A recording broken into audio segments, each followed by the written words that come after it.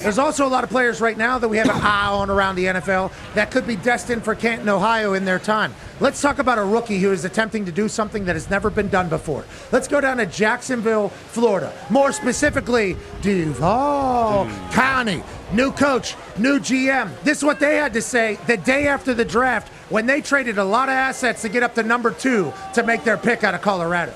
Yeah, as we sit here, Travis Hunter is a Jacksonville Jaguar, and really what comes to mind for me, right? Thinking about the sport of football and really the power of the game itself, right? Its capacity to ignite belief, right? Belief in ourselves, belief in others, right? Belief in achieving what many may deem impossible. Travis Hunter, he embodies belief, right? He's a rare person.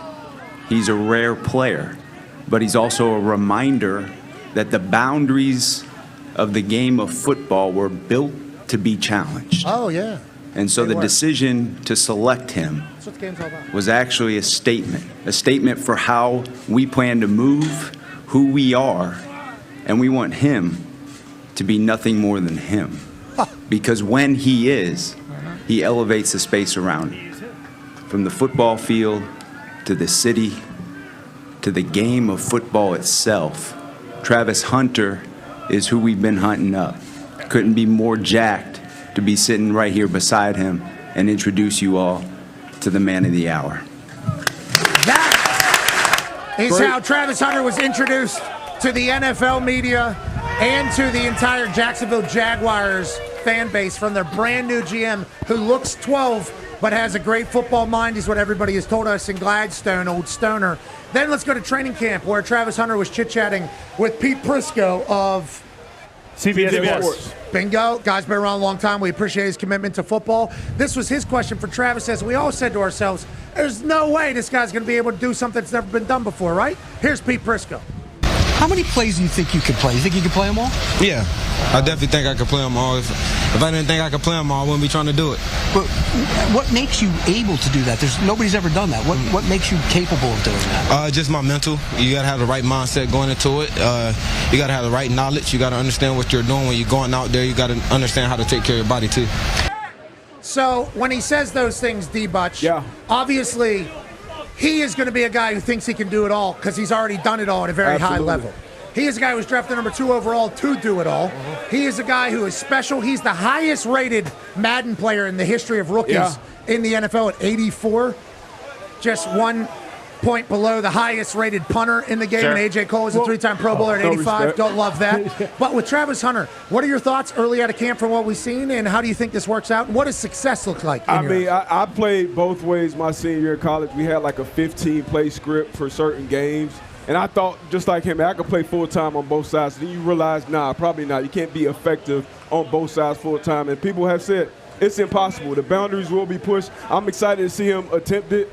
The mindset, though, when you get to the NFL, we heard Eric Allen talk about it. His off seasons, he was running routes. He was learning the offense. Like, those are the details and the levels that these pros go to. So for him to be able to compete and excel on this level on both sides of the ball will be extremely difficult. But he's a unicorn. We saw him do things we've never seen him do on the big-time college level. So can he do it on the pro level? We shall see. I'm excited to watch. He has the skill set, but up here is going to be between the ears. Can he figure it out? Can he game plan? Can he take care of his body? Can he do all those things for an 18-game regular season? Yeah, or 18-week regular season. Yeah, 17 games, 18 weeks, nonetheless. And you start stacking years. Now you got preseason, off-season, playoff games. Hopefully they're thinking down there in Jacksonville. Remember, they were in the playoffs. That's right. Just a couple years ago.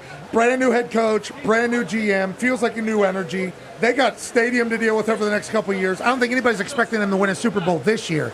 But if you were to say, what does a successful career look like for Travis Hunter? Obviously, if he becomes premier at one of those positions, that's a successful career, no matter what. Even if it's number 2 overall pick, number 1 overall pick, whatever it is.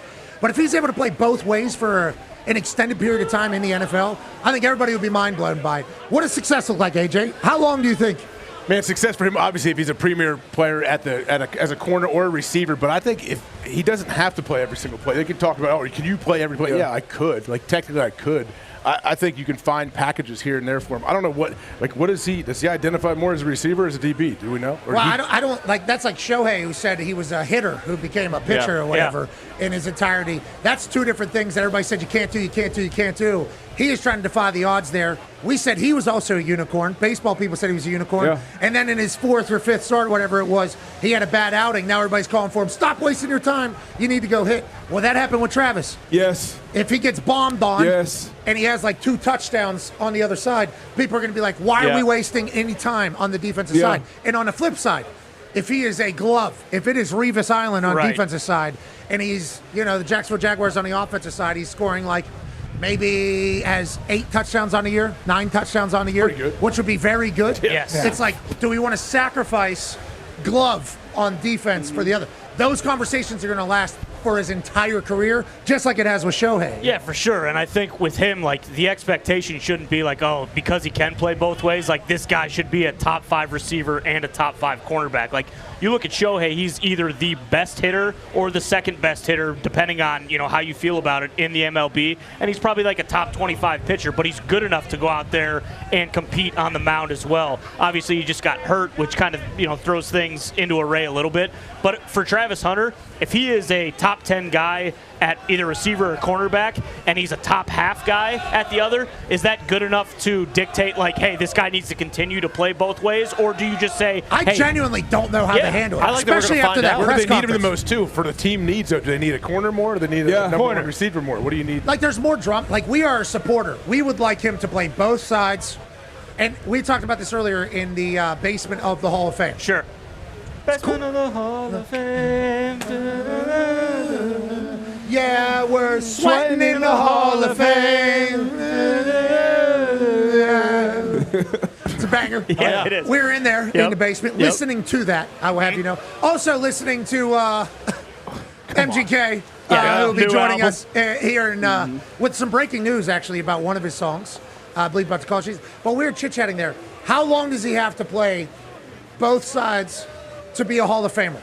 Just like considered a Hall of Famer, because we're in here. It's like if he was able to play what? A contract, 2 contracts? Yep. That's what, 6, 7, 8 years? If he was able to play 8 years on both sides, guaranteed Hall of Fame. I mean, not even a question. If he was to play both sides 5 years and then transition, or 4 years and transition into one of them, I think still Hall of Fame resume type stuff. Anything he does is going to be unique. It's going to be mold breaker. But how long is this able to last? What can the human body do, even if it's one of the most physically fit bodies that we've ever seen in Travis Hunter? Yeah, that's why I don't think the full offense and defense is going to be, for an extended period of time. Like, I know it's sweet in training camp, and, when he's doing offensive drills in the morning during special teams, he's doing defensive drills. He's getting the most reps out of anyone basically ever. Shanties, people. I think we just go back to what we said originally. Like, I think the idea of him having a package on one side of the field is still more likely than him playing every Which side does he major on? He's going to play full-time at one position. We just got this smacked at our heads. I didn't know they were writing notes from on somebody it. in the crowd. Michigan sucks here on one side. Now, what is Michigan's record against Ohio State over the last couple years? Pretty good. It's undefeated against Ohio State. This guy said also, need some beer money if you'd like to hit me up. That'd be great. Smart. Classic Ohio here. One side, we got Michigan sucks. The other says, hey, don't be scared to send me a little beer money. Love that. Love what you're doing, buddy. Good luck. I hope you get a beer, too. $5 if you want to send.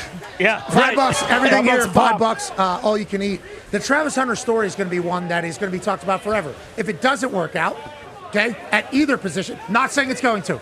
Don't want that. I was kicker punter coming out. Yeah. Thought that I was going to be able to play both. Said I think I could. Was in the Senior Bowl as a kicker. Was drafted as a punter. Thought I could maybe at one point figure out how to do both. There was one guy that tried it in the past. He was in Atlanta. They had him kick field goals. They had him punt. And he missed like 6 straight field goals or something after like a great 4-week start or 5-week start. Then he missed a bunch, and they were like, we're never doing this again because your leg cannot take it. You need to be a master at one thing. So if he does this, obviously historic for all positions, all sports, everything like that. But there's a chance that neither. What if one's eating away from the other, and they both kind of attack each other? Like, so many different options on how the story can go. We believe in Travis Hunter, the person. Yes.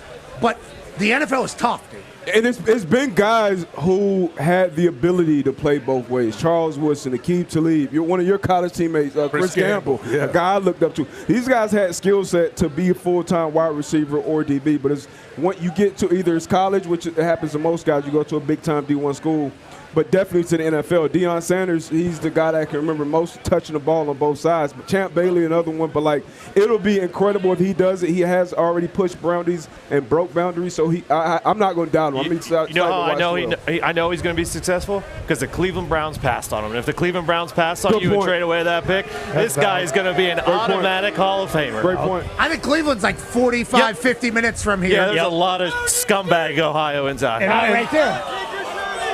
Not him. There's a Cowboys fan. Okay. Latrobe was so much better in this place. The Hall of Fame should have been in Latrobe. They made a huge mistake putting it here. Definitely would have been piss and rain. This is awesome. Tony, the thing about that is they can't hear you because the Ohio weather is beating the shit out of these speakers because of how tough this part of town is. They heard enough. Which is why it's the Pro Football Hall of Fame. Travis Hunter's story, though, special. We all need to treat it that way. And I know there are some people that are probably sick of hearing about it or whatever because there was a lot of attention to that Colorado team. What he's doing is a very big deal in the history of sport, and we need to talk about it. Do you think at all about those guys D-Butt just mentioned? The places they went to school were all top 5 in the country, and he went to Colorado, and they're playing Colorado State. Like, does that actually come into a thought Colorado here? State's a good program. Colorado State's a great program. Yep, well, we know for sure. Trey McBride, love that guy. Bradley Van Pelt. But truly, like, Gamble, like quarterback. Woodson, they're playing against the top talent in the country every week. And then you're thinking about Travis Hunter, and they go to Nebraska, who wins 7 games, and they lose 30-0.